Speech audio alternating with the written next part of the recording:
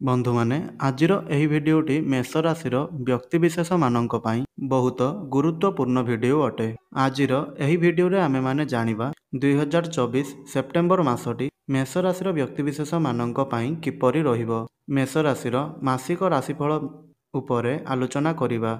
एहा सहित मेष राशि व्यक्तिविशेष मानकर गणेश चतुर्थी परर समय किपरि कटुची ताहा मध्य एही भिडियो रे मेष राशि व्यक्तिविशेष माने जानिपारिबे। मेष राशि व्यक्तिविशेष मानक पई एही सेप्टेम्बर मासटी किपरि रहिबो संपूर्ण रूपरे विस्तार भावरे आमे सेही संपर्क रे आलोचना करिबा। सेमानंकर स्वास्थ्य, शिक्षा, प्रेम, वैवाहिक जीवन, दाम्पत्य जीवन, भाग्य और क्यारियर विषय रे विस्तार रूपरे आजिर एही भिडियो रे आमे आलोचना करिबा। नवग्रह मानकर स्थिति मध्य देखिबा।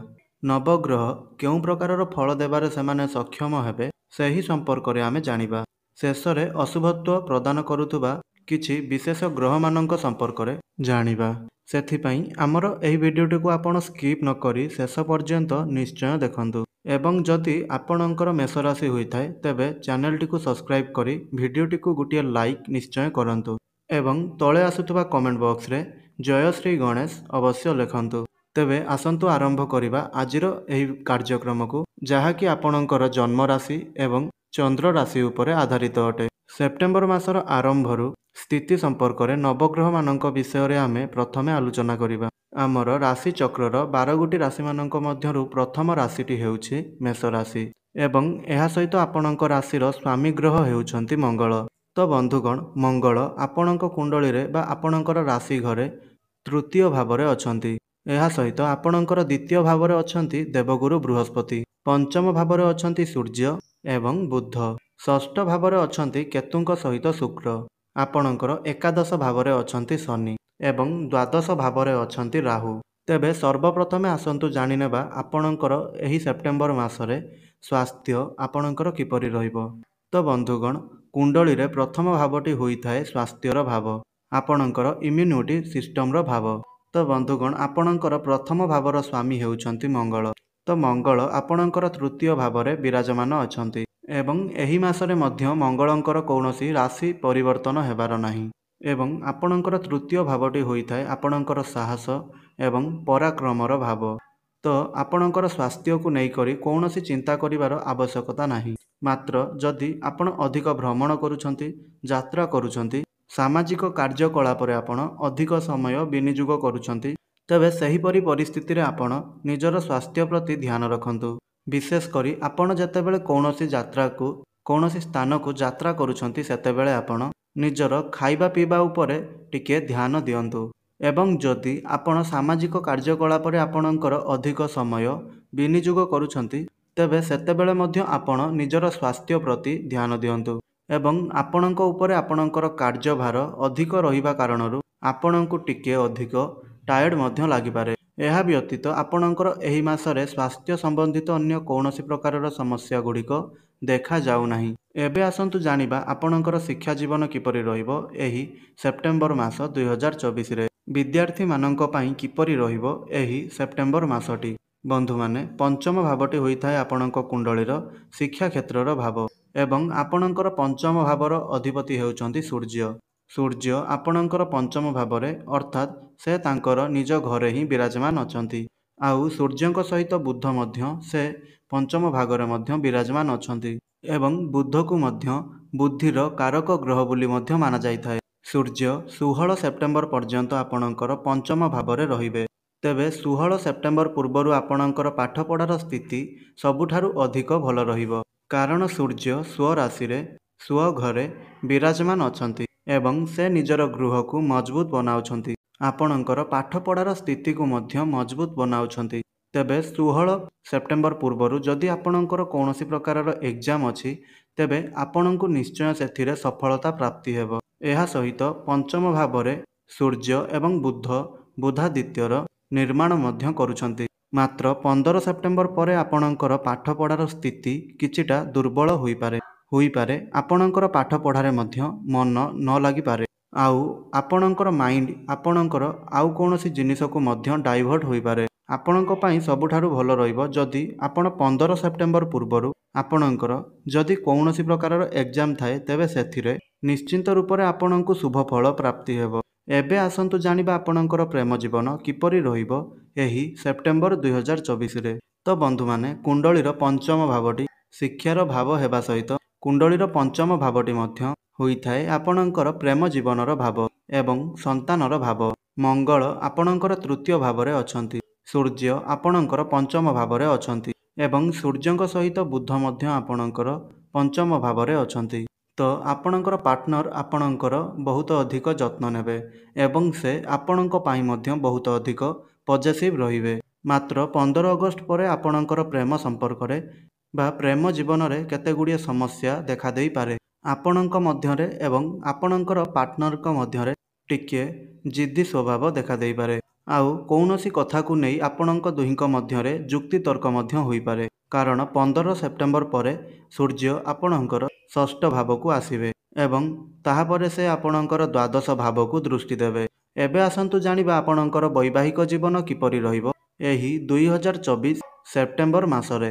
ବନ୍ଧୁମାନେ, କୁଣ୍ଡଳୀର ସପ୍ତମ ଭାବଟି ହୋଇଥାଏ ଆପଣଙ୍କର ବୈବାହିକ ଜୀବନର ଭାବ, ଆପଣଙ୍କର ଜୀବନସାଥୀଙ୍କର ଭାବ ଏବଂ ଆପଣଙ୍କର ସପ୍ତମ ଭାବର ଅଧିପତି ହେଉଛନ୍ତି ଶୁକ୍ର ଏବଂ ଶୁକ୍ର ଆପଣଙ୍କର ଷଷ୍ଠ ଭାବରେ ଅଛନ୍ତି ଏବଂ ସେ ନିଚସ୍ତ ହୋଇକରି ଅଛନ୍ତି। ଶୁକ୍ରଙ୍କର ରାଶି ପରିବର୍ତ୍ତନ 18 ସେପ୍ଟେମ୍ବରକୁ ହେବ ଏବଂ 18 ସେପ୍ଟେମ୍ବରକୁ ଶୁକ୍ର ନିଜ ରାଶି ମାନେ ଆପଣଙ୍କର ସପ୍ତମ ଭାବକୁ ଆସିବେ। ତ 18 ସେପ୍ଟେମ୍ବର ପରେ ଆପଣଙ୍କର ବୈବାହିକ ଜୀବନ ବହୁତ ଭଲ ରହିବ। ଶୁକ୍ର ନିଜର ସ୍ୱରାଶିରେ ମାଲବ୍ୟ ଯୁଗର ନିର୍ମାଣ କରିବେ। ତ 18 ସେପ୍ଟେମ୍ବର ପରେ ଆପଣଙ୍କୁ ଆପଣଙ୍କର ବୈବାହିକ ଜୀବନ ବହୁତ ଭଲ ରହିବ। ମାତ୍ର ତାହା ପୂର୍ବରୁ ଆପଣଙ୍କର ବୈବାହିକ ଜୀବନରେ କିଛିଟା ସମସ୍ୟା ଦେଖାଦେଇପାରେ କିମ୍ବା ଆପଣଙ୍କର ଜୀବନସାଥୀଙ୍କର ସ୍ୱାସ୍ଥ୍ୟରେ ମଧ୍ୟ କିଛିଟା ସମସ୍ୟା ଦେଖାଦେଇପାରେ। ସେଥିପାଇଁ ଆପଣ ନିଜର ଲାଇଫ୍ ପାର୍ଟନରଙ୍କର ହେଲ୍ଥକୁ ନେଇକରି ଟିକିଏ କେୟାର କରନ୍ତୁ ଏବଂ ତାଙ୍କର ଖାଦ୍ୟପେୟ ଉପରେ ଟିକିଏ ଯତ୍ନ ନିଅନ୍ତୁ।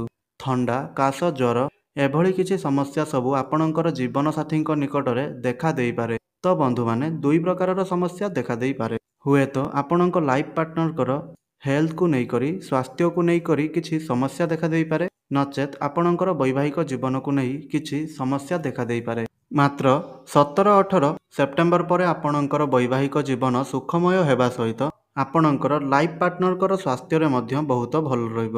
କାରଣ ଶୁକ୍ର ନିଜର ସ୍ୱରାଶିକୁ ପ୍ରବେଶ କରିବେ। ଏହାପରେ ଆସନ୍ତୁ ଜାଣିବା ସବୁଠାରୁ ମହତ୍ତ୍ୱପୂର୍ଣ୍ଣ ଜିନିଷ ଯାହାକି ଆପଣଙ୍କର ଭାଗ୍ୟ, କ୍ୟାରିୟର, ବେପାର ବାଣିଜ୍ୟ କିପରି ରହିବ ଏହି 2024 ସେପ୍ଟେମ୍ବର ମାସରେ। ତେବେ ବନ୍ଧୁମାନେ, କୁଣ୍ଡଳୀର ନବମ ଭାବଟି ହୋଇଥାଏ ଆପଣଙ୍କର ଭାଗ୍ୟର ଭାବ ଏବଂ ଦଶମ ଭାବଟି ହୋଇଥାଏ ଆପଣଙ୍କର କ୍ୟାରିୟରର ଭାବ। ଆପଣଙ୍କର ନବମ ଭାବର ଅଧିପତି ହେଉଛନ୍ତି ଦେବଗୁରୁ ବୃହସ୍ପତି। ଆପଣଙ୍କର ଭାଗ୍ୟ ଭାବର ସ୍ୱାମୀ ଆପଣଙ୍କର ଧନ ଭାବରେ ବିରାଜମାନ ଅଛନ୍ତି ଏବଂ ସେ ଆପଣଙ୍କର ଦଶମ ଭାବକୁ ଦେଖୁଛନ୍ତି। ଆପଣଙ୍କର ଭାଗ୍ୟ ବହୁତ ଭଲ ରହିବ ଏବଂ ସୂର୍ଯ୍ୟଙ୍କର ଦୃଷ୍ଟି ମଧ୍ୟ ଆପଣଙ୍କର ଭାଗ୍ୟ ଭାବ ଉପରେ ରହୁଛି। ତେବେ ଯଦି ଆପଣ କୌଣସି ବି ଇନଭେଷ୍ଟମେଣ୍ଟ କରୁଛନ୍ତି, କୌଣସି ପ୍ରକାରର କିଣାବିକା କରୁଛନ୍ତି, କୌଣସି ପ୍ରକାରର ବଡ଼ ଡିଲ୍ କରୁଛନ୍ତି କିମ୍ବା କୌଣସି ବି ବଡ଼ ଡିସିସନ୍ ନେବା ପାଇଁ ଭାବୁଛନ୍ତି, ତ ଆପଣ 15 ସେପ୍ଟେମ୍ବର ପୂର୍ବରୁ ହିଁ ସେହିସବୁ କରିନିଅନ୍ତୁ। କାରଣ 15 ସେପ୍ଟେମ୍ବର ପରେ ସୂର୍ଯ୍ୟ ଦୁର୍ବଳ ହୋଇଯିବେ, ଯାହାଫଳରେ ଆପଣଙ୍କ ମଧ୍ୟରେ କନଫିଡେନ୍ସ ଲେଭେଲ କମ୍ ହୋଇଯିବ। ମାତ୍ର ଏହାପରେ ମଧ୍ୟ ଆପଣଙ୍କୁ ଆପଣଙ୍କର ଭାଗ୍ୟର ସାଥ କିଛିଟା ଭାବରେ ମିଳିବ। କାରଣ ଆପଣଙ୍କ ଭାଗ୍ୟ ଭାବର ଅଧିପତି ଦେବଗୁରୁ ବୃହସ୍ପତି ଆପଣଙ୍କର ଦ୍ୱିତୀୟ ଭାବରେ ଶତ୍ରୁ ଗୃହରେ ଅଛନ୍ତି। ତଥାପି ବି ସେ ଆପଣଙ୍କୁ କିଛିଟା ଶୁଭ ଫଳ ନିଶ୍ଚୟ ରୂପରେ ପ୍ରଦାନ କରିବେ। ଏବେ ଆସନ୍ତୁ ଜାଣିବା ଆପଣଙ୍କର କ୍ୟାରିୟର କିପରି ରହିବ ଏହି ସେପ୍ଟେମ୍ବର 2024ରେ। ତ ଆପଣଙ୍କର କୁଣ୍ଡଳୀର ଦଶମ ଭାବଟି ହୋଇଥାଏ ଆପଣଙ୍କର କ୍ୟାରିୟରର ଭାବ ଏବଂ ଆପଣଙ୍କର ଦଶମ ଭାବର ଅଧିପତି ହେଉଛନ୍ତି ଶନି ଏବଂ ଆପଣଙ୍କର ଶନି ଏକାଦଶ ଭାବରେ ଅଛନ୍ତି ଏବଂ ସେ ବକ୍ରି ଅବସ୍ଥାରେ ମଧ୍ୟ ଅଛନ୍ତି, ଯାହାଫଳରେ ସେ ଆପଣଙ୍କୁ ଦଶମ ଭାବର ଫଳ ମଧ୍ୟ ପ୍ରଦାନ କରିବେ।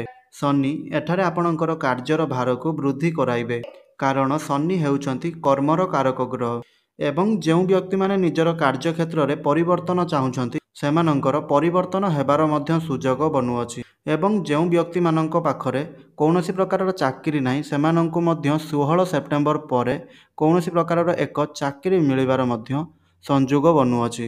କାରଣ 16 ସେପ୍ଟେମ୍ବର ପର୍ଯ୍ୟନ୍ତ ସୂର୍ଯ୍ୟ ନିଜର ସ୍ୱରାଶିରେ ରହୁଛନ୍ତି, ଯାହାର ଅର୍ଥ ଆପଣଙ୍କର କର୍ମକ୍ଷେତ୍ରରେ ଲାଭ ଦେଖାଯାଉଛି एबे आसंतु जानिबा आपणकर बेपार वाणिज्यर स्थिति किपरि रहिबो एही सेप्टेम्बर 2024 रे।